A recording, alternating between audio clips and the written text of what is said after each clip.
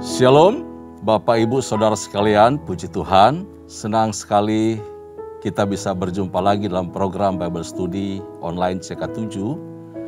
Saya percaya kita semua dalam keadaan baik-baik, dipelihara oleh Tuhan ya.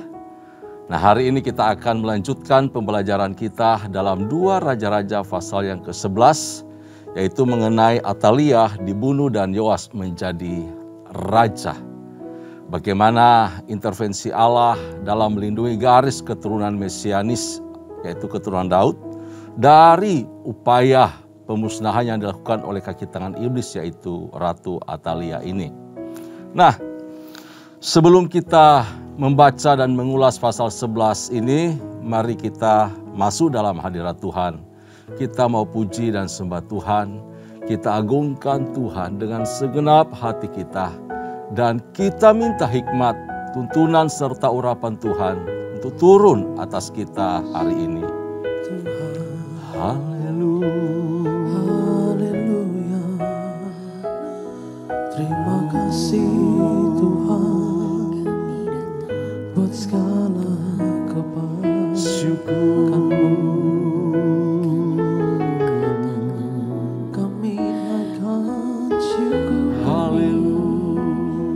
Di hadapan-Mu Tuhan. Oh Bapa yang baik,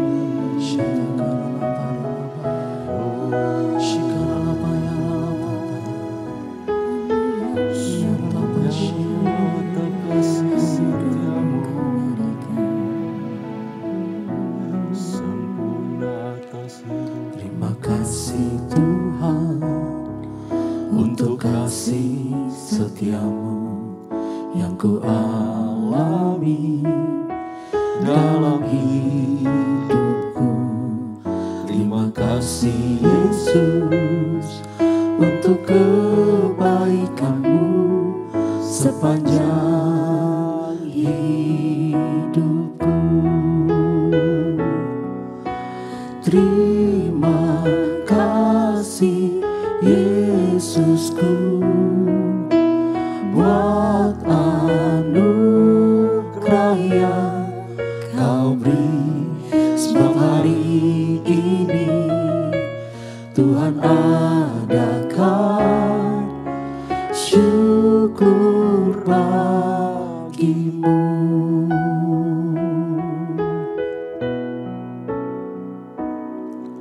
Terima kasih Tuhan untuk kasih setia-Mu yang ku alami dalam hidupku. Terima kasih Yesus untuk kebaikan-Mu sepanjang hidupku. Terima kasih Yesusku buat anugerah yang Kau beri, sebab hari ini Tuhan adakan syukur bagi-Mu. Terima kasih Yesusku buat anugerah yang Kau beri, sebab hari ini Tuhan adakan syukur bagi-Mu. Terima kasih Yesusku buat anugerah yang Kau beri, sebab hari ini Tuhan adakan syukur bagi-Mu. Terima kasih Yesusku buat anugerah yang Kau beri, sebab hari ini Tuhan adakan syukur bagimu. Terima kasih Yesusku buat anugerah yang kau beri, sebab hari ini Tuhan adakan syukur bagimu. Sebab hari ini Tuhan adakan syukur bagimu. Sebab hari ini Tuhan adakan syukur bagimu.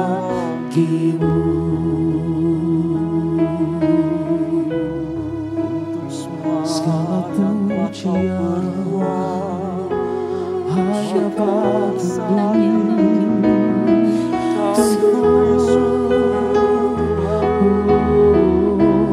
Kau tunjukkan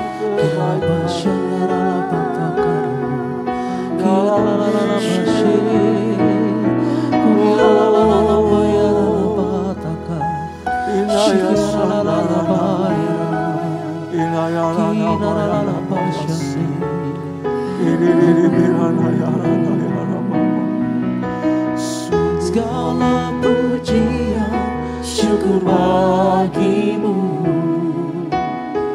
Kau hadir dalam hidupku. Kini ku datang sujud di hadapanmu, memujimu, menyembahmu.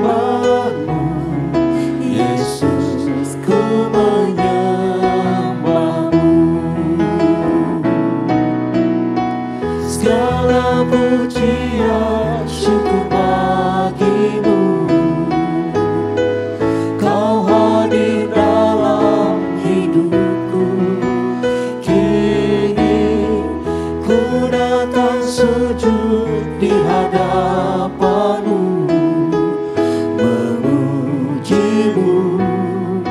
menyembahmu. Yesus, ku menyembahmu.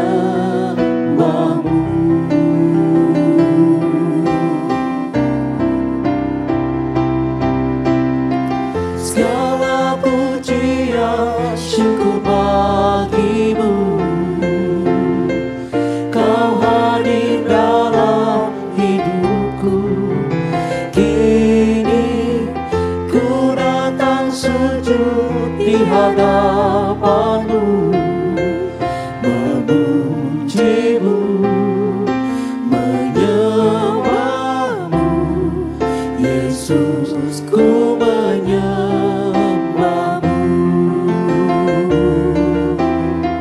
Segala pujian syukur bagimu.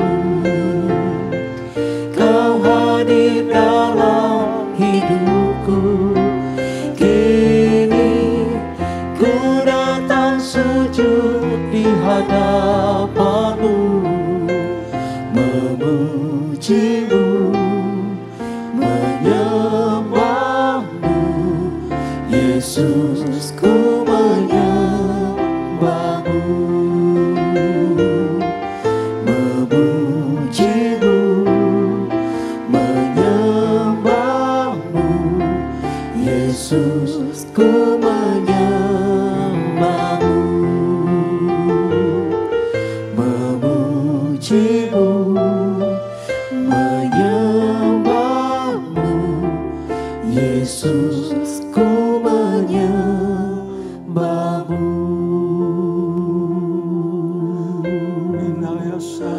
Kami menyembahmu Tuhan.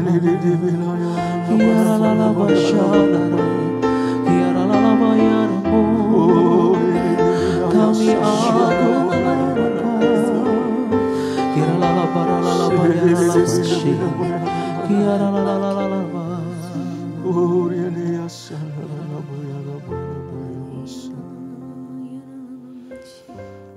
Kami bersyukur untuk hari ini Tuhan.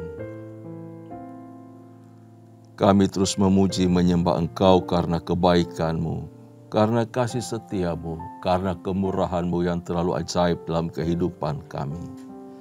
Terpuji-pujilah nama-Mu. Sebentar kami akan belajar dari kebenaran firman-Mu melalui 2 Raja-Raja pasal yang ke-11. Tuhan berbicara kepada kami, Tuhan mengajar kami, membimbing kami, untuk kami bisa melihat kebenaran firman-Mu, sehingga kami bisa hidup di dalamnya dan melakukan kebenaran-Mu. Terpujilah nama-Mu ya Tuhan. Demi Kristus Yesus Tuhan, baik hamba-Mu maupun kami semua, seluruh jemaat Tuhan yang mengikuti Bible Study online CK7 ini, bersama-sama kami dilawat dan diberkati oleh Tuhan lewat pembelajaran firman Tuhan hari ini. Dalam nama Yesus kami bersyukur, kami belajar firman-Mu. Haleluya. Amin, amin, amin, amin. Puji Tuhan. Bapak Ibu kekasih dalam Tuhan, hari ini kita akan belajar dari kebenaran firman Tuhan.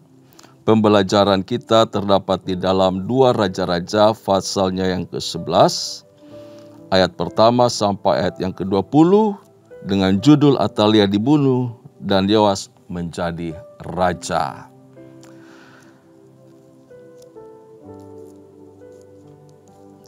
Mari saya pandu kita semua untuk membaca 2 Raja-Raja pasal 11 ini. Di Alkitab saya terdapat di dalam halaman 414 ya, 414. Kita akan baca lebih dulu dari ayat pertama sampai ayat yang ketiga. Ya, saya akan pandu dan sebentar kita akan bisa melihat apa saja yang Tuhan nyatakan kepada kita lewat kisah ini. Tentu ada maksud Tuhan, sehingga kita bisa membaca dan belajar bersama-sama. Demikian firman Tuhan dari ayat pertama sampai ayat ketiga. Ketika Atalia, ibu Ahazia, melihat bahwa anaknya sudah mati, maka bangkitlah ia, membinasakan semua keturunan raja.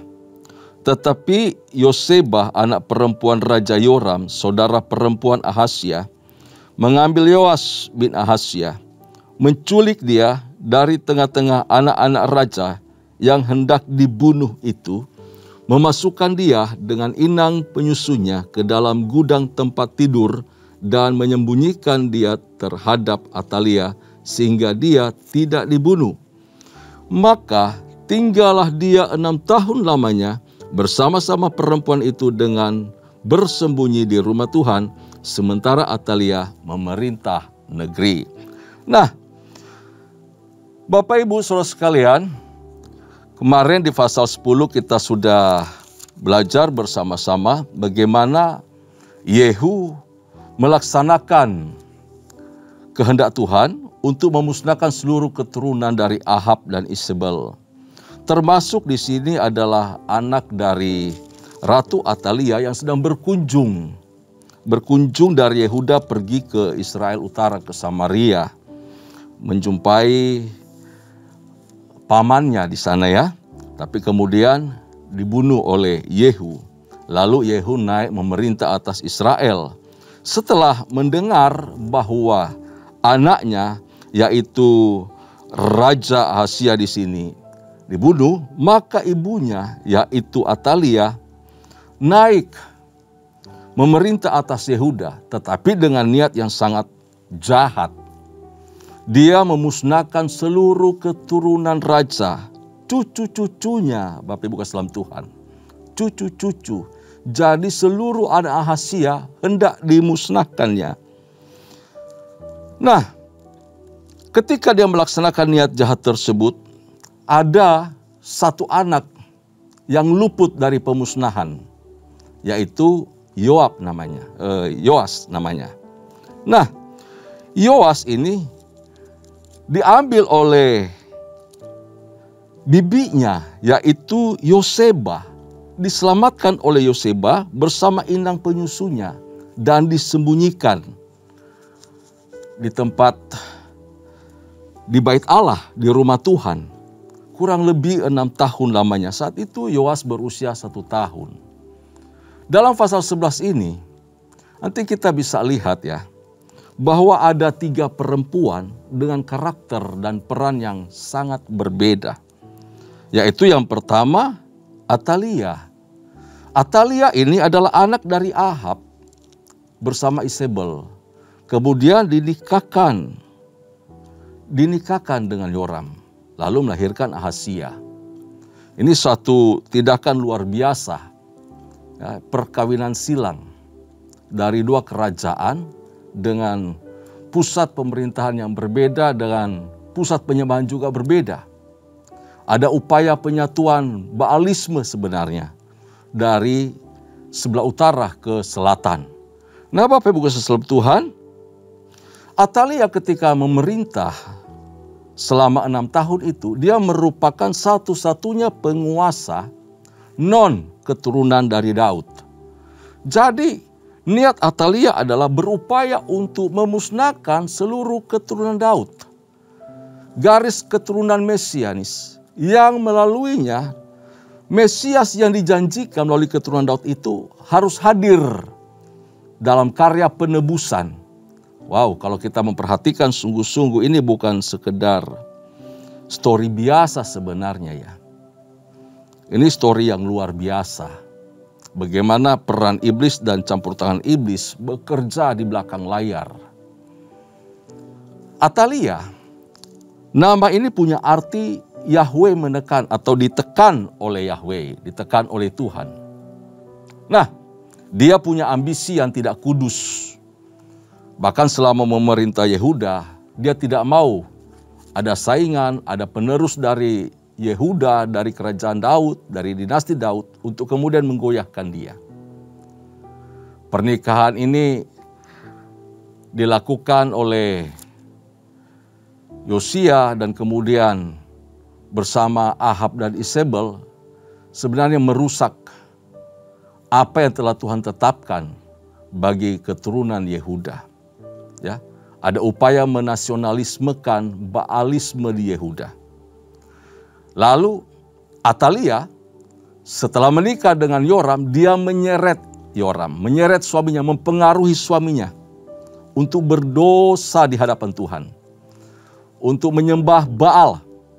Kemudian setelah diberikan anak, dia mendidik Ahazia anaknya, putra mahkota. Yang tersisa satu-satunya, karena pada masa Yoram, Allah menggerakkan orang Arab kemudian menghancurkan seluruh keturunan raja. Disisakan Ahazia supaya bisa memerintah atas Yehuda. Nah, ternyata anaknya dipengaruhi untuk juga melakukan apa yang jahat di mata Tuhan, yang kemudian dibunuh oleh Yehu. Nah, Atalia ini licik sekali. Tahu anaknya, satu-satunya keturunan Yehuda yang tersisa yang mampu berkuasa dibunuh, dia habiskan semua keturunan dari Raja Daud. Anak-anak dari Ahazia, cucu-cucunya sendiri. Waduh, bengis sekali Bapak Ibu dalam Tuhan.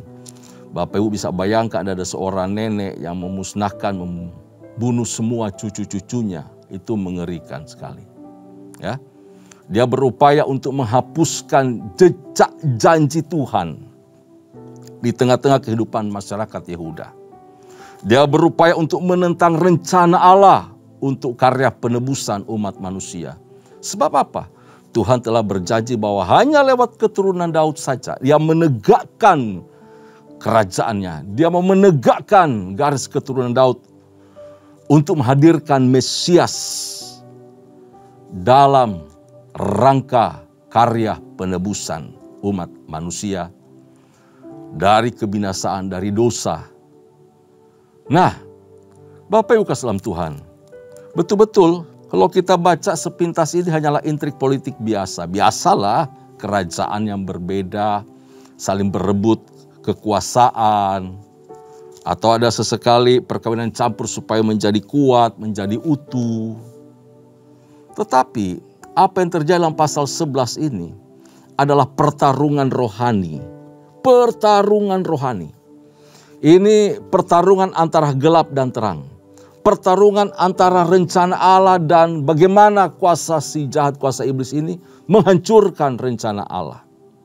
Karenanya itu lewat 3 ayat yang kita baca ini, kita bisa memperhatikan bahwa harus berhati-hati di dalam mencari pasangan hidup.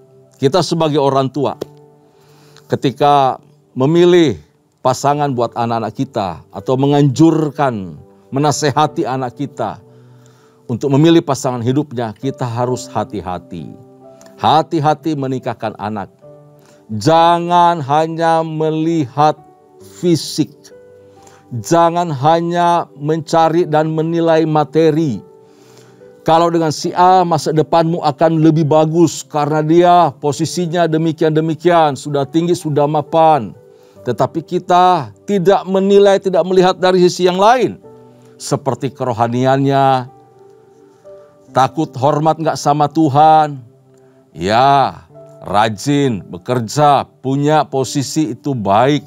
Tetapi alangkah baiknya menempatkan nilai rohani lebih dahulu daripada segi jasmani lainnya. Saya percaya bahwa orang-orang yang mengasihi Tuhan, orang-orang yang takut akan Tuhan, orang-orang yang mementingkan kepentingan Allah akan dipelihara oleh Tuhan. Hidupnya akan dituntun dan diberkati oleh Tuhan. Masa depannya adalah masa depan yang penuh dengan harapan. Karena itu sekali lagi, mari jangan sembarang menikahkan anak-anak kita. Itu satu orang bernama Atalia. Begitu jahat, begitu bengis.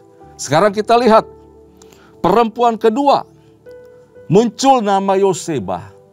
Yoseba adalah saudari dari Ahazia. Namun berbeda ibu tentu. Istri dari Imam Yoyadah, disebutkan tadi nama dari suaminya Yoyadah. Yoseba adalah bibi dari Yoas, istri dari imam besar Yoyadah. Dia dengan berani mengambil resiko untuk menyelamatkan Yoas dan inang penyusunya. Lalu menyembunyikan mereka selama 6 tahun di bait Allah. Ini perempuan luar biasa. Perempuan yang mempertaruhkan nyawanya, mempertaruhkan hidupnya, mengingat kebengisan dari Atalia itu. Wow, yang memang tidak diketahui oleh siapa-siapa. Dirahasiakan betul. Ini butuh pengorbanan, pertaruhan yang sangat luar biasa. Tapi tindakan iman mengingat bahwa tinggal satu ini garis keturunan Mesias. Saya percaya Allah campur tangan di sana. Sebab apa? Kalau tidak, bubar rencana Tuhan. Ya, tapi saya percaya sungguh-sungguh bahwa rencana Tuhan itu tidak pernah gagal. Tuhan tidak pernah lalai. Di waktu yang tepat, di saat yang tepat, Yoseba muncul dengan penuh keberanian menyelamatkan Yoas. Jadi, tahu firman dia, tahu kebenaran dia, namun dia bertindak dengan tegas, dengan luar biasa dan penuh pengorbanan. Disupport dengan suami yang takut akan Tuhan, menghormati Tuhan dengan luar biasa. Dengan demikian apa yang dilakukan oleh Yoseba, dia memelihara keturunan Daud yang darinya Mesias akan lahir. Puji Tuhan. Tapi yang ketiga, ada perempuan yang ketiga disebutkan, yaitu inang penyusunya, tanpa disebutkan nama di sini. Tidak disebutkan namanya. Tapi kita tahu, kalau dia sampai diselamatkan sedemikian rupa, tidak buka mulut, tidak membuka rahasia, dan penuh keberanian, jadi dia juga punya pengorbanan hebat. Seorang yang jujur, seorang yang baik hati, tidak berkhianat, takut akan Tuhan tentu saja. Dan dia berani berkorban untuk keselamatan Yoas. Kalau dia tahu bahwa ini berbahaya atas nyawanya dan dia penuh ketakutan, dia pasti keluar-keluar, ceritakan atau lapor ke siapa saja. Tetapi dia orang jujur, orang baik hati. Dan dia juga orang yang tidak mata duitan loh Bapak Ibu Salam Tuhan. Dia kalau bocorkan, dia minta sesuatu upah kepada Atalia. Oh, dia dapat banyak itu. Lalu kemudian dia serahkan Yoas kepada Atalia. Selesailah keturunan dari Daud. Tetapi perempuan ini adalah perempuan yang baik, perempuan jujur dan mengasihi Tuhan. Walaupun namanya tidak disebutkan, tetapi dia punya peran besar untuk menyelamatkan Yoas, menyembunyikan Yoas sampai waktunya genap untuk bisa diperkenalkan. Kita telah belajar mengenai dua putri raja dengan karakter yang berbeda dan inang penyusu dari Yoas yang tetap setia. Pertanyaannya, generasi dengan karakter seperti apa yang akan kita bangun dalam keturunan kita sementara kita jalani hidup ini? Apakah generasi penghancur, generasi pemusnah, generasi yang tidak takut akan Tuhan, atau generasi penolong, generasi yang mengejar perkenanan Tuhan, generasi yang mengasihi Allah, generasi yang pemberani hidup di tengah tantangan pergumulan, di tengah aniaya, di tengah berbagai hal yang berupaya menyeret mereka kepada dosa, tetapi mereka tetap menjaga integritas sebagai umat-umat kesayangan Tuhan. Semua itu tergantung dari seberapa dekat relasi yang kita bangun dengan Tuhan.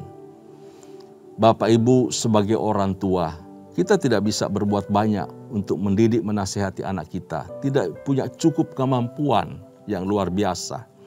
Berlomba dengan tantangan zaman, dengan bujuk rayu dunia, daya tarik dunia begitu kuat. Kalau kita tidak punya hubungan baik dengan Tuhan, kita tidak membangun relasi yang indah dengan Tuhan, generasi-generasi di bawah kita, anak-anak kita, keturunan kita, menjadi orang-orang yang sulit diatur, sulit dibentuk, sulit untuk mengandalkan Tuhan, sulit untuk mengenal bahkan hormat akan Tuhan. Bila kita ingin membangun suatu generasi yang takut akan Tuhan, sekaranglah saatnya. Saat inilah waktunya untuk kita sungguh-sungguh mengejar perkenanan Tuhan, menanamkan hati yang takut akan Tuhan. Pikiran, hati, perasaan kita bangun untuk mengejar perkenanan Tuhan. Saudaraku yang kekasih di dalam Kristus Yesus, sekali lagi sesaat kalau kita perhatikan bahwa kuasa setan seolah-olah menang di sini ya, menang. Tetapi rencana Allah yang kekal di dalam karya penebusan melalui Mesias tidak pernah gagal. Amin. Tidak pernah gagal. Ayat keempat sampai 12 saya akan bacakan buat kita semua. Dalam tahun yang ketujuh, Yoyada mengundang para kepala pasukan 100 dari orang Kari dan dari pasukan bentara penunggu. Disuruhnyalah mereka datang kepadanya di rumah Tuhan. Lalu diikatnya perjanjian dengan mereka dengan menyuruh mereka bersumpah di rumah Tuhan. Kemudian diperlihatkannyalah anak raja itu kepada mereka. Sesudah itu ia memerintahkan kepada mereka, inilah yang harus kamu lakukan.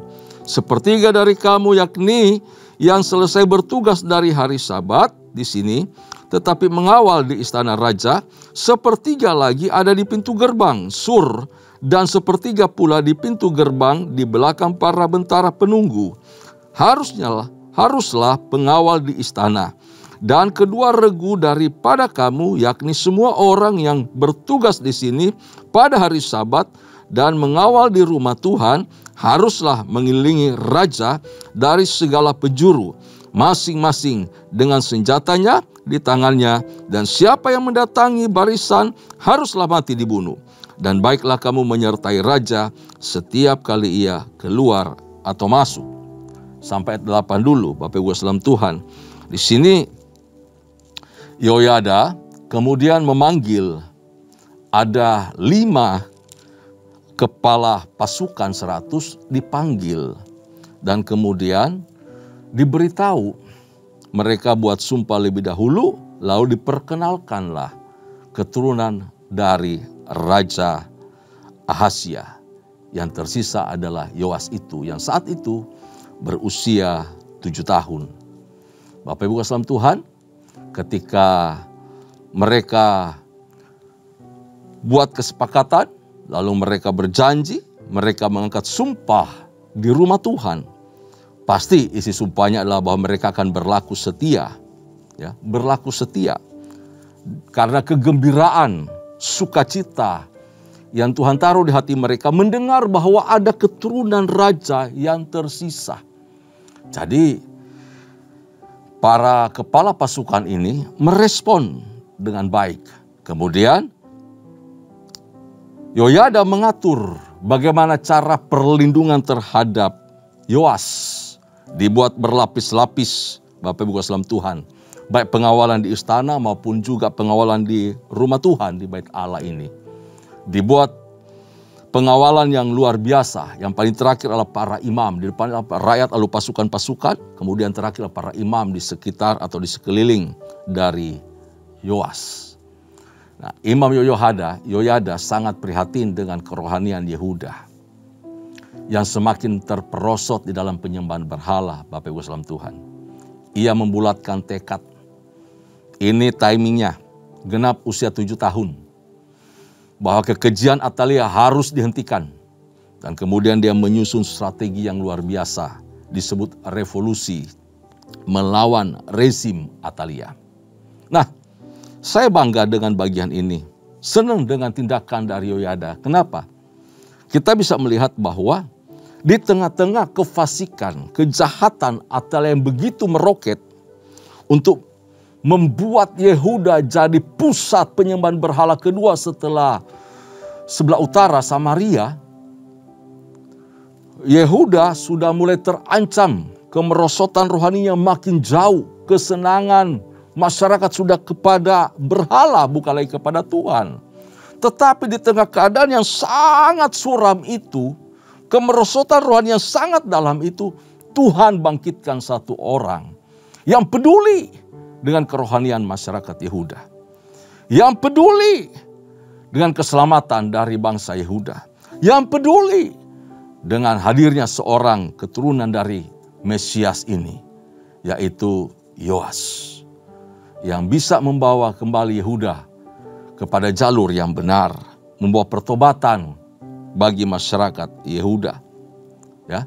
Jadi Tuhan selalu membangkitkan satu pribadi, satu orang menjadi penawar terhadap dosa yang muncul begitu kuat. Kalau tidak, waduh, rusak satu negeri, satu bangsa. Dan saya percaya sekalipun dia seorang diri saja, Tuhan bersama dia. Karena dia bergerak di dalam rencana Tuhan. Kita juga sebagai orang percaya, sekalipun kita sedikit, jangan minder. Sebab apa? Tuhan beserta dengan kita. Di tengah-tengah dosa yang semakin kuat itu, cahaya kemuliaan dari umat Tuhan harus tetap menyala, terpancar, menjadi berkat bagi negeri ini. Itu menjadi penawar. Kesalehan kita menjadi penawar terhadap kekejaman dosa, kelamnya kejahatan, gelapnya dosa yang menguasai manusia. Nah, kita lanjutkan Bapak Ibu Salam Tuhan. Di sini dikatakan ada seorang bernama Yoyada. Ya, Yoyada sebagai imam besar, dia tentu saja teguh memegang janji Tuhan. Apa yang dilakukannya ini patut diberi hormat, patut dipuji. Dan Bapak Ibu Salam Tuhan, di masa tuanya Yoyada, dia mencapai usia 130 tahun. Di teks lainnya mengatakan dia usur, lanjut usia sampai 130 tahun. Lalu dia dimakamkan di samping makam Raja Yehuda. Wow, satu-satunya imam yang pemakamannya ditaruh di pemakaman Raja Yehuda. Cuma Yoyada. Karena apa? Jasanya yang begitu besar. Tuhan memperhatikan orang-orang yang bertaruh nyawa, orang-orang berdedikasi, orang-orang yang betul-betul mempersembahkan hidupnya buat Tuhan. Strategi Yoyada ini membuahkan hasil. Ayat 12 sampai 20 kita akan baca lagi. 12 sampai 20. Sesudah itu Yoyada membawa anak raja itu keluar, mengenakan jejamang kepadanya dan memberikan hukum Allah kepadanya. Mereka menobatkan dia menjadi raja serta mengurapinya, dan sambil bertepuk tangan. Berserulah mereka, "Hiduplah Raja!" Ketika Atalia mendengar suara bentara-bentara penunggu dan rakyat, pergilah ia mendapatkan rakyat itu ke dalam rumah Tuhan. Lalu dilihatlah raja berdiri dekat tiang menurut kebiasaan, sedang para pemimpin dengan para pemegang nafiri ada dekat raja, dan seluruh rakyat menegrit bersukacita sambil meniup nafiri. Maka Atalia mengoyakkan pakaiannya sambil berseru, "Khianat, khianat." Dia berteriak, "Khianat, khianat," Bapak Ibu Salam Tuhan. Padahal dialah pengkhianat sesungguhnya. Dia bukan keturunan dari kaum Yehuda, tapi kemudian dia memusnahkan seluruh garis keturunan Daud, kecuali Yoas, ia diselamatkan oleh bibinya. Tetapi Imam Yoyada memerintahkan para kepala pasukan 100, yakni orang-orang yang mengepalai tentara katanya kepada mereka, "Bawalah dia keluar dari barisan. Siapa yang memihak kepadanya, bunuhlah dengan pedang." Wow, tegas sekali Yoyada di sinilah. Dia mau menyelamatkan negeri Yehuda. Janganlah ia dibunuh di rumah Tuhan. Nggak boleh. Tidak boleh ada pertumpahan darah di rumah Tuhan. Harus dibawa keluar dari halaman. Keluar di luar sana ya. Lalu mereka menangkap perempuan itu pada waktu ia masuk ke istana raja dengan melalui pintu bagi kuda. Dibunuhlah dia di situ.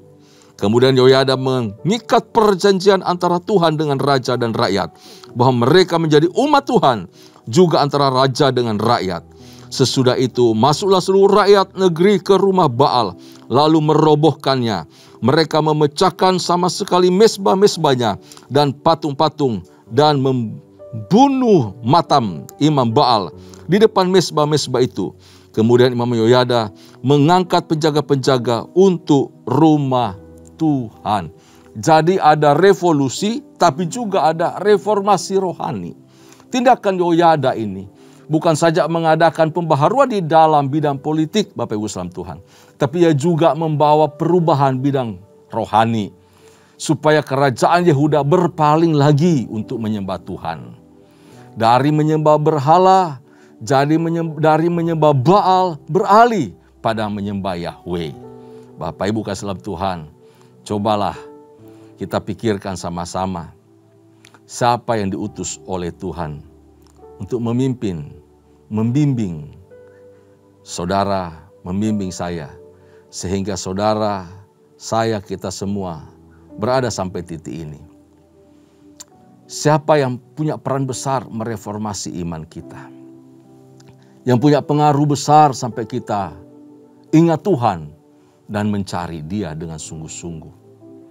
Pasti ada orang-orang di sekitar kita, entah gembala kul, entah seorang hamba Tuhan, entah teman tetangga atau jemaat biasa di sekitar kita, memperkenalkan Tuhan, lalu kemudian dia mengajak kita untuk meninggalkan dosa dan mencari Tuhan sungguh-sungguh. Keadaan kita saat ini tentu saja punya peran orang lain. Mari hormati, hargai mereka.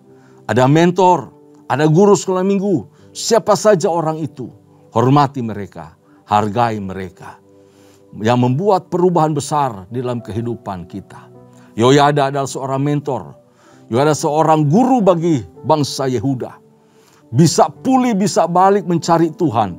Itu suatu pekerjaan, suatu tindakan yang luar biasa dilakukan oleh Yoyada. Yehuda patut bersyukur, berterima kasih atas seorang pemimpin yang berani menanggung resiko. Seorang mentor yang bisa mendidik Yoas di sini ya, untuk mencari Tuhan, lalu kemudian membangun rohaninya di sekitar para imam yang takut dan hormat akan Tuhan. Selain kedua orang tua kita, saudara-saudaraku, atau saudara-saudara kandung kita, ya, kita juga pasti dikagetkan dengan orang-orang yang tidak mempunyai hubungan darah dengan kita, yang punya andil besar di dalam perubahan kerohanian kita. Membuat kita mencari Tuhan sungguh-sungguh, merasa dekat dengan Tuhan, hidup di dalam karya keselamatan dan pemulihan. Demikian pula dengan kehidupan Yoas, bahwa ia dapat menjadi raja dalam usia yang masih sangat muda. Ia ditabiskan, dia diurapi menjadi raja atas Yehuda. Semua ada peran dari Yoyada. Dia harus melewati berbagai peristiwa yang tidak enak, ancaman maut. Karena ada banyak orang yang berupaya membunuh dia. Namun karena andil seorang Yoyada, dia dapat diselamatkan dan memimpin bangsa Yehuda. Tuhan membersihkan Yehuda dari pengaruh jahat oleh karena orang-orang yang takut akan Tuhan, yang juga berada di belakang dari Yoas. Jadi ada 4 nama tersebut.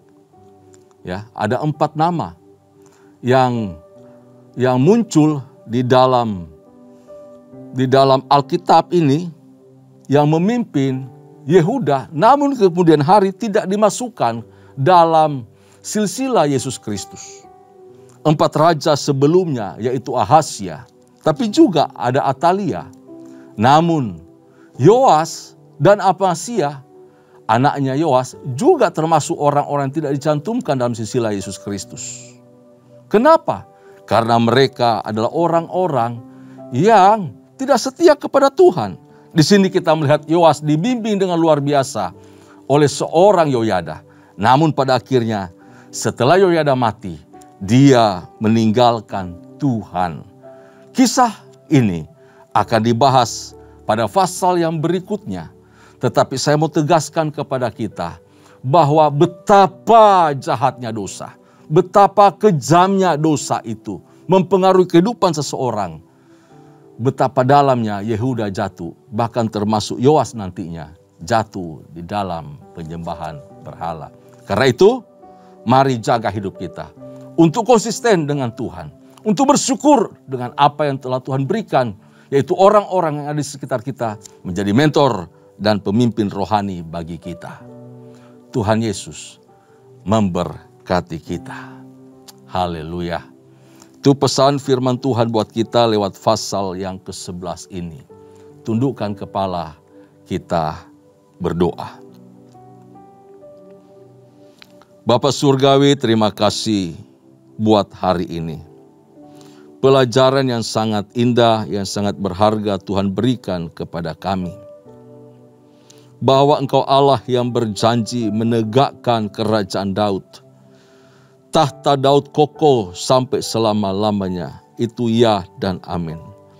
Sekalipun ancaman bahaya maut, pemusnahan yang dikerjakan oleh kuasa kegelapan melalui agen-agennya, orang-orang yang berhati bengis untuk memusnahkan keturunan mesianis, menggagalkan rencana Allah. Tetapi Tuhan bertindak, Tuhan memakai orang-orang yang luar biasa, memakai orang-orang yang pemberani, tokoh-tokoh yang tidak menyayangkan nyawa mereka. Di masa-masa yang genting mereka mengambil sikap untuk menyelamatkan garis keturunan Daud.